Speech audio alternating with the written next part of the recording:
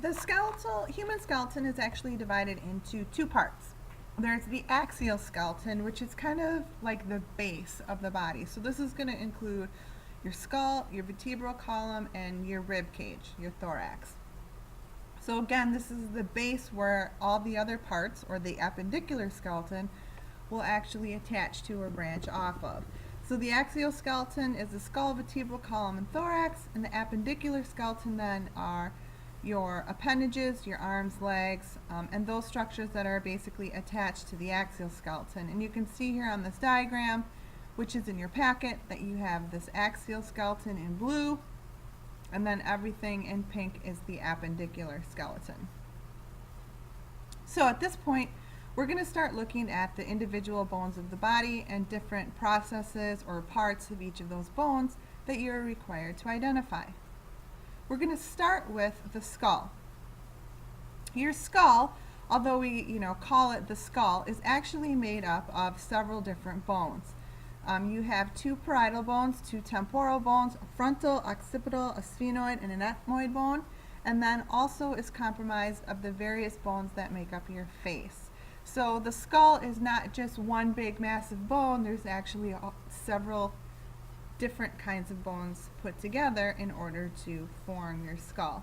We're going to start with the cranial bones, and then we're going to move on down to looking at some of the different types of facial bones. We're going to start with the frontal bone. On your skull, this is going to be the very front part, or the forehead part, the most anterior part of the skull, the cranial bones. The anterior portion obviously makes up your forehead. It has all of the cranial bones are basically connected to each other through joints that are called sutures.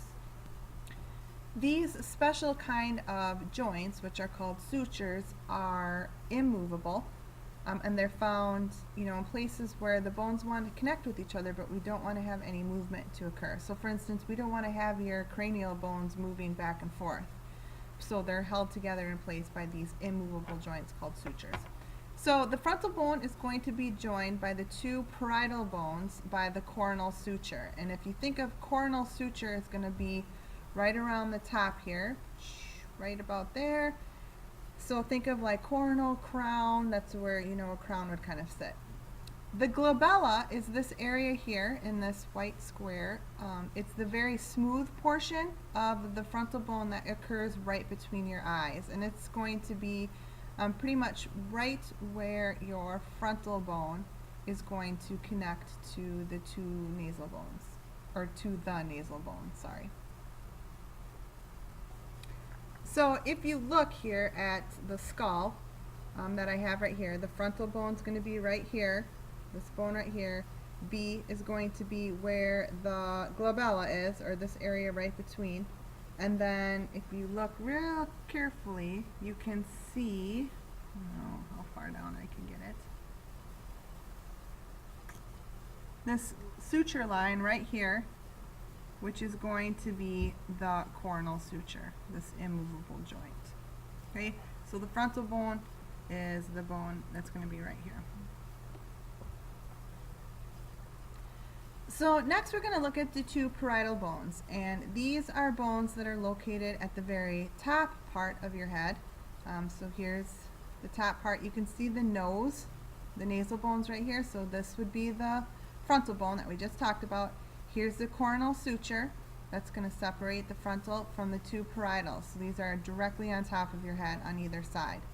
There's a line or a suture straight down the middle. This is called the sagittal suture. Right, and it's going to separate the two parietal bones. There's the lambdoidal suture that's going to run most posterior or towards the back, and this is going to separate the parietals from the occipital bone. And then there's also a suture on the very side that will separate out your parietal bones from your temporal bones, and this is called the squamous suture. So again, if you're checking out the skull here, okay, oops, gotta scoot over. Here's your frontal bone.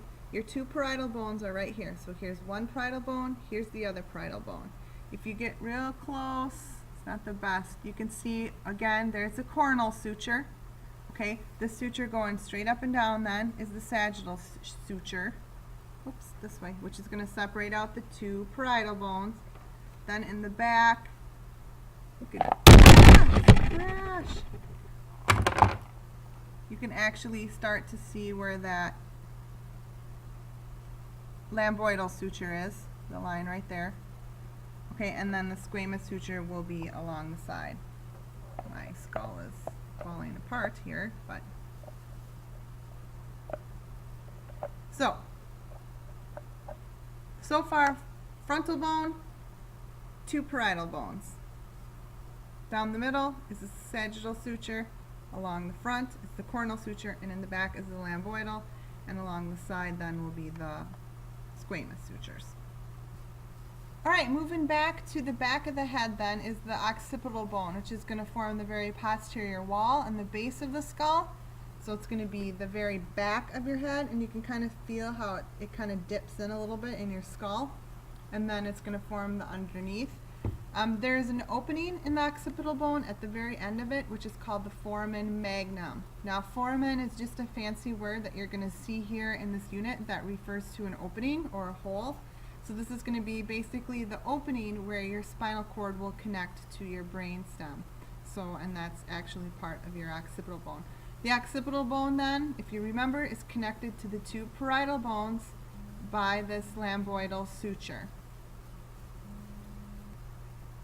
So again, occipital bone is going to be back of the skull.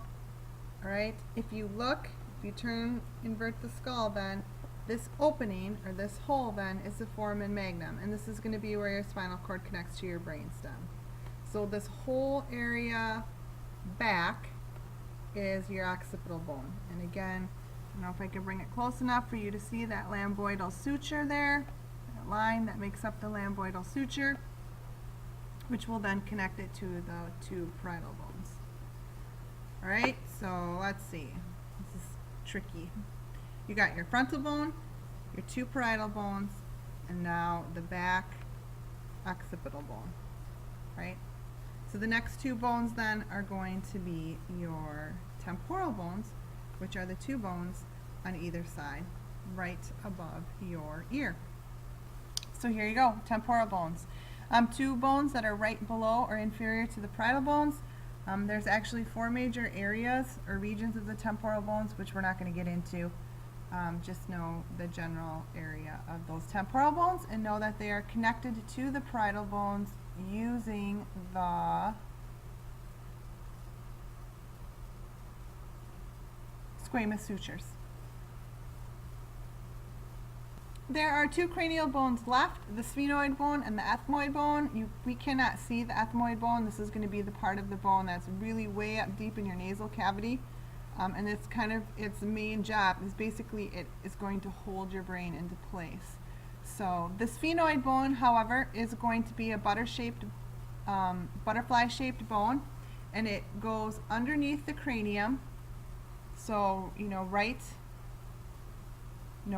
underneath this foramen magnum, which is what this opening is here, it'll go right underneath, and then it actually will come back up alongside the temporal bone.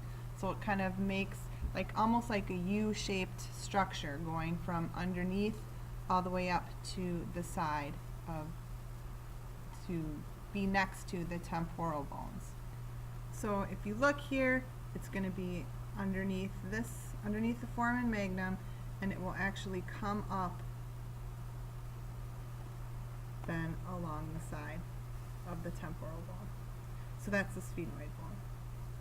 It's considered to be one bone, unlike your temporal and parietals, which are two. It's just one long bone that just comes up. Like I said, it makes a U because it'll come back down, it'll go underneath, and then come back up the other side. So one last review then of cranial bones. Frontal bone, this space, smooth spot in between, is the glabella. Coronal suture runs right along there. Kind of see it in the piece of tape. Two parietal bones. There's a sagittal suture right along the middle that separates the two parietal bones. Occipital bone is in the back, and it goes underneath to hold the foramen magnum, which is the opening where the spinal cord connects to your brain. Underneath there is the sphenoid bone, which goes under the foramen magnum up to the sides, where it will lie just adjacent to your temporal bones, which lie beneath the parietal bones and are separated by the parietal bones through the squamous suture. Those are the bones that make up the skull. Well, the skull and the cranial part of the skull, I suppose I should say, just to clarify. All right, bones of the face.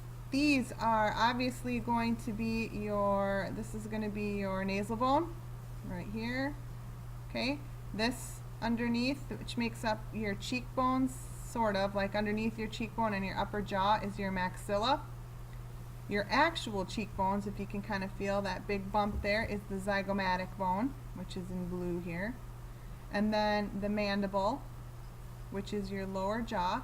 If you look, there are these two openings that are called the mental foramen. Again, there's that word, foramen, which indicates opening or hole.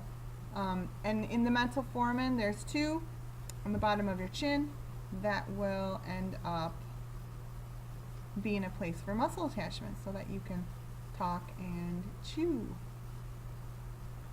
So, nasal bone, zygomatic bone, maxilla would be right here, mandible would be underneath here, which our skeleton is missing, is mandible. And then there'd be two openings on the bottom, which would be the mental foramen.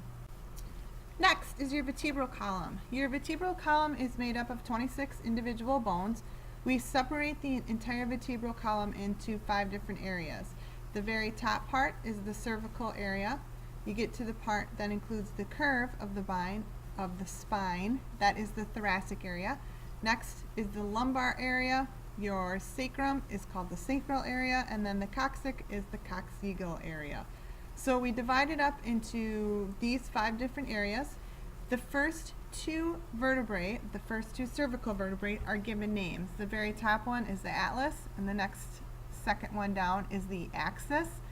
We give these 2 a name mostly because of their significance in terms of damage to the spinal cord. So typically if you damage the spinal cord in the area of the atlas or axis, you will not survive that type of injury. If you damage your spinal cord below that, kind of in the cervical region, maybe the very upper thoracic, typically that will lead to paralysis from the neck down.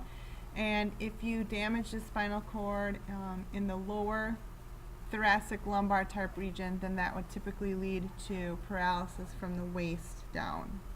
So depending on where that spinal cord injury takes place.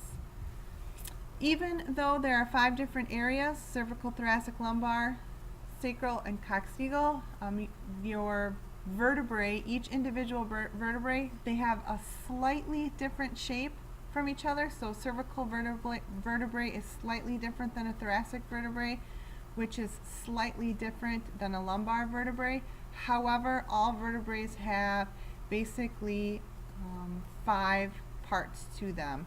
It's just really the biggest difference is going to be thickness. And so we'll talk about each part of an individual vertebrae. So in the individual vertebrae, you have a body. That's this main circle part right here. There's another foramen, the vertebral foramen, and this is going to be the point where your spinal cord travels through. Directly behind the vertebral foramen is the spinous process. It'll stick out the back, and this is the part that you can feel if you rub your hands up and down your vertebral column, your spinal column. Off to the side are 2 processes called the transverse process that are going to branch off sideways. And then there are 2 processes that go up and down, and these are called the articular processes or processes. So if you look again, here is a vertebrae then. So this would be the body. This would be the vertebral foramen, the opening where it sits. If you look, this process that sticks straight out in the back then is the spinous process. The 2 that kind of go off to the side would be right here, are the transverse process, and then these ones here that go straight up and down, these are the articular. Okay, so you can see body, vertebral forum, here's your spinous process, transverse are the ones to the side, and then these ones that go up and down then, try and bring it closer, you kind of see the up and down ones a little bit better, those are the articular, versus these ones here, you can see the side, those are the transverse. So that's a vertebrae. Alright, bones of the arm. Your upper arm bone is called the humerus. Haha, get it? It's humerus, funny bone. The top of the humerus has a ball-shaped section to it, which is called the head, and this is going to be what connects to the scapula to form the ball and socket joint. So the rounded part of the humerus is the head. Right behind the head are two bumps. One of them is bigger than the other, and that one is called the greater tubercle, and then the smaller one is the lesser tubercle, and tubercle is just a fancy word for bump, basically. There's a small ridge in between the head and both the tubercles, and this is called the anatomical neck. Then there's also the surgical neck, and what the surgical neck is, it's just the general area or the general boundary where between the epiphysis of the humerus and the diaphysis, so the ends and the shaft, where you kind of see the general area of where that boundary would be. That's called the surgical neck. So if you move your way down then the shaft, at the very bottom of the humerus there are 4 more bumps. 2 that kind of stick out along the side. These are called the epicondyles. They're on the outside. There's a lateral one and there's a medial one. Medial epicondyle, obviously if you're in the anatomical position, will be on the inside, typically on the pinky side. And then the lateral epicondyle will branch off to the side, and that one's on the thumb side if you're on the anatomical position. And then there are 2 inner bumps which are called condyles. And for whatever reason, usually in the body, for the rest of the bones, we just call them lateral or medial condyles, just like lateral or medial epicondyles. But for some reason, we give the condyles in the humerus a specific name. The trochlea is the condyle on the medial side, so it's the medial condyle, so also on the pinky side or the ulna side. And then the capitulum is the lateral bone. It's on the radius side, so it is next to or right next to the lateral epicondyle. So here's lateral epicondyle, here's lateral condyle or capitulum. Here's the medial condyle or trochlea, and then the medial epicondyle. So we give them those names. So here's your humerus. If you go all the way down, you can see the hand. It's the bone of the upper arm.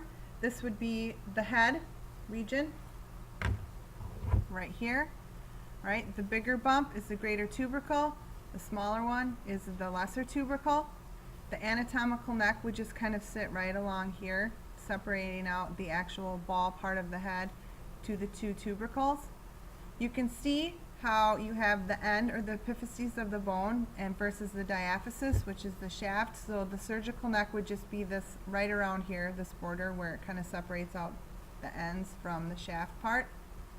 Then if you go down, so then here's the diaphysis of the humerus or the shaft of the humerus. You go down, you can see there are 2 endpoints here. These are your epicondyles, okay? So this one would be the medial epicondyle, and this one would be the lateral epicondyle. This video is showing it backwards, obviously, so don't get confused. Just know medial and lateral. And then if you look really closely then, try and get it as close as I can. So here are the epicondyles. They're along the sides. That's a good epicondyle right here. And then right in here then would be, see where the letter C is? These would be your condyles. I don't know if I can get much closer, but so then your medial condyle would be the trochlea, and then the lateral condyle would be the capitulum. So, right in there. And those are the bones of the humerus. It's going to form your elbow joint. It's going to be the job of your ulna. And we'll talk about that in just a second. You can see how it's going to help form your elbow joint on the inferior end. And then, like I mentioned earlier, the head parts of the humerus will end up forming the ball and socket joint of your shoulder. Moving down to the two lower arm bones, these are your radius and your ulna. Your radius is the bone on your thumb side. Its job is to form the wrist. There's a big old bump on the radius, which is called the radial tuberosity, and its function is it's where your bicep will actually attach in order to form that lever that moves your lower arm. The ulna forms the elbow joint, and it has a hook or a claw, which I'll show you here in a second on it, called the olecranon, which is going to actually fit right in between the lateral and the medial condyle of the humerus. And this olecranon is actually, if you touch your elbow, this is what you actually feel. In that particular area, that bone or that bump right there, that's the olecranon. Ulna is on the pinky side. Next are the bones of your wrist and your hand and your fingers. The bones of your wrist are 8 carpals. These are short bones that are found in the wrist area here. Each 8 of them has their own specific name, and the names are rather lengthy. You do not need to know each of their specific names, but just know that they're short bones and they make up your carpals. These are your wrists. They're going to connect with the radius to form the wrist joint. Then the palm of your hands, you have metacarpals. You have 5 of them. They are considered to be long bones. This would be the first metacarpal, second, third, fourth, and fifth. And the metacarpals then are going to join to the bones of your fingers, which are called your phalanges. And each phalange for your fingers are going to have 3 bones to them. There will be a distal bone, a medial bone, and a proximal bone for each of phalange 2, 3, 4, and 5. Phalange number 1 is going to be your thumb, and it only has a distal and a proximal one. You can see where the lines for these bones are on your hand. If you look at your fingers, there's those little lines there. Those are indicating, those lines are the joint lines for your proximal, medial, and distal phalanges. And if you're looking at your arm here, and actually if I was doing it correctly on the video, it would be on that side. This bone that forms the hook, here's the olecranon right here, that's going to be your ulna. This bone right here then is going to be your radius, and you can see the radial tuberosity. You can see the bump that sticks out right here. It's the radial tuberosity. And again, if you look at it closely, you can see that hook, which is the olecranon. Right in here. So radius forms the wrist joint, ulna forms the elbow joint. So here's the bones of your carpals, all of these square shaped bones right here, and then this row of bones are your metacarpals, okay? And they're going to connect the bones of your wrist, your carpals, to your phalanges, which will be your fingers, and they are the next set of bones. Your phalanges have 3 parts to them. There's the distal phalange, the medial phalange, and the proximal phalange. So distal, medial, proximal. Each finger or each phalange has the 3 different bones in them, except for your thumb, which only has distal and proximal. There's no medial. That will make up the bones of your scapula is made up of some various different areas. Your scapula is also known as the shoulder blade. It has the glenoid cavity, which is right here, which will connect to the head of the humerus to form that ball and socket joint. On the very top is going to be a shark fin-like structure. It's triangle shaped, and it looks just like a shark fin. This is called the superior border. Then, in the more anteriorly, you're going to have the acromion, which is going to actually connect to your clavicle. And then you have the coracoid, which will typically be more posterior.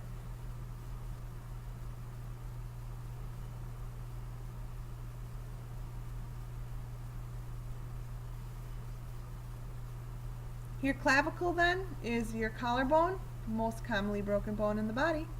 It has the acromion end, which is going to be connected to the acromial end of the clavicle. And then it also has the sternal end, which will be connected to the sternum, or form that joint that's right there.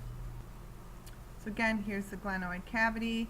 This would be your acromion. This would be your coracoid. And then you can see this, like I said, it looks like a shark's fin. That actually is your superior border. So you can see how it sticks up and forms this V shape. Glenoid cavity, acromion, coracoid. Moving on down the body to the pelvic bone. Your pelvic bone is actually 3 different bones put together. The biggest section of the bone, of the pelvic bone, is called the ilium, and it kind of looks like a big elephant ear. And there is a ridge at the very top of the ilium called the iliac crest. Working your way down the pelvis, the front part, it's going to be your pubis. It will form your pubic bone. And then right underneath that is this L-shaped bone, which is called the ischium. In between the ischium and the pubis is another opening, another foramen, and this is called the obturator foramen. So far we've learned 4 foramens: foramen magnum in the skull, mental foramens in the jaw, and the orbitator foramen in the pelvic bone. Actually, scratch that. We learned 4 because you also have the vertebral foramen in each vertebrae. Orbitator foramen function is basically, it's a place for nerves and blood vessels to travel from the upper body down to the lower body through this opening. Femur is your thigh bone. It is the strongest bone in your body. It also is going to form a ball and socket joint with the pelvic bone, so it has a ball-shaped head. It has a neck, which is kind of this bridge between the head and the diaphysis of the femur. Moving on down the femur, it has 2 epicondyles, lateral and medial. And then on the back side, or the posterior side, it also has 2 condyles, lateral and medial. So make sure you really know the difference, that you know what lateral and medial is, because it'll help you figure out structures in this particular unit. And then there's a very smooth surface called the patellar surface, where your kneecap sits. Your patella is considered to be a short bone, and it's a floating bone, meaning it's not really attached to anything else. It just kind of sits in a pocket of tendons and just kind of rides in that smooth area of the femur. So here's the femur. We'll do our best. It's a big bone, so it doesn't fit entirely on the screen. Here's the head of the femur. Okay, this area, this bridge area, is the neck of the femur. You can see this little indentation right here. This is the fovea capitis. Okay, and that's going to be, again, a place for some muscle and nerve attachment. If we go down, okay, there's the shaft. On the back side then are your condyles. On the sides, and they're not quite as easy to see on the femur as they are on the humerus, but the side bumps are your epicondyles. Oops. So these would be your epicondyles. If I turn it around, then these 2 would be your condyles, right? And then you can see that there's this smoothed out surface right here. This is where your kneecap would sit. It would just sit basically right in here. The kneecap is considered, the patella is considered a floating bone because it's not actually attached to anything. It basically sits in some tendons that just kind of hold it over that particular grooved out section. So that's the femur. Moving down to your lower leg bones, you have 2 of them. One is big and one is small. Tibia is your big lower leg bone. I like to think of tremendous tibia because it's the biggest one. If you run your hand up and down your shin, you can feel the ridge there. This is called the anterior crest. So it's the kind of ridge part of the tibia that sticks out. On the top portion, it has condyles, lateral condyle, medial condyle, and at the very bottom, or inferior part of the bone, there's a point that sticks out here. This is called the medial malleolus. All right. And the function of this is that it is going to work together with the lateral malleolus that's on the fibula, which is the next bone, to kind of form your ankle joint, to kind of keep your ankle supported to some degree. So next then is the fibula. It's a long bone. It has a head, diaphyses, and then the lateral malleolus. Your fibula is pretty much a worthless bone. You don't need to have it. It doesn't really do much. It does play a role, obviously, in supporting your ankle to some degree, but you don't need it. In fact, I think Michael Vick a couple years ago broke his fibula during a game and continued playing. And if for some reason there's a procedure that needs to be done where they need bone, oftentimes they'll just take the fibula out and use that. So they've used fibulas to reconstruct ribs. They've used it for reconstruction surgery like jaws, because they can bend it really easily in order to make a jaw, and you don't need it. So it's just a convenient bone to take out to use for other type of reconstruction purposes. Moving on down to the ankle and the soles of your foot, your tarsals are going to be, again, the equivalent of the carpals, so they're the short bones that make up your ankle. They each have their name. You do need to know the names of two tarsals. The calcaneus, which is your big heel bone, and the talus, which is going to sit right up above those. And then you have metatarsals, 1 through 5, again, 1, 2, 3, 4, 5, that are going to make up kind of the sole of your foot. And then just like your fingers, you have phalanges, same word that is used to describe fingers and toes. And same situation as with the fingers, you're going to have distal, medial, proximal phalanges, 3 in 4 of your toes and only 2 in your big toe, which is otherwise known as the hallux. That's the scientific name for your big toe. So here's your lower leg bones, 2 of them. Okay, tremendous tibia. This is the big one. If you look at the tibia, this ridge right here would be the anterior crest.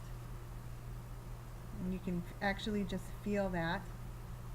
All right, if you go down to the very bottom, the large tip here then would be the medial malleolus. And if you go back up to the top, you would have 2 condyles, medial and lateral condyles up on top.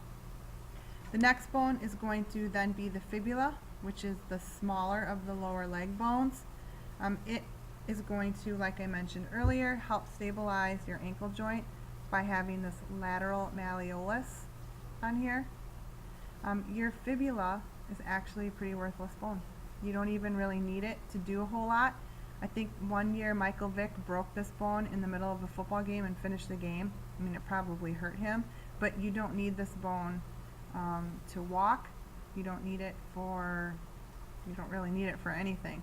So oftentimes if they need to do bone reconstruction surgery on some part of your body, what they'll do is they'll take this bone out and they'll use that. They can use it to construct jaws, like lower jaws for people who have had facial injuries, or they can use it to construct lots of different types of things. So, but this will be the bone that they would use because it's a long bone, it's pretty flexible, it's pretty thin. So, bones of your foot, these are your tarsals. Again, you can see the short bones, the cube-like bones. This is your talus, this is your calcaneus, and then you have these bones here, which are your metatarsals, and then your phalanges. And you can see up close, distal, medial, proximal phalange, 3 sections except for on the hallux, which just has the proximal and the distal. So phalanges. So that is the anatomy parts of what you need to know structurally for the different bones of the body. You should also know the sternum, which is the breastbone right in the middle. You should know your ribs. Those are also on the list, even though there isn't a diagram of them, in part because it's pretty obvious what they are. So If you have questions, make sure you're going through the stations to look at the different bones. There will be a combination on the lab test between diagrams, the diagrams that you colored in your packet, and actual bones with parts on them. So like if you look at, this particular bone, there's some letters on it. So for instance, the test question might say, what is the name of the bone represented by letter B? And you would say, oh, well, that's the fibula. So, or what is the specific area or the specific part of the bone represented by letter A? And maybe that would be, it's not in this case, but maybe that would be a condyle or epicondyle or the trochlea or the capitulum or something like that. So make sure you study these. It's 51 points.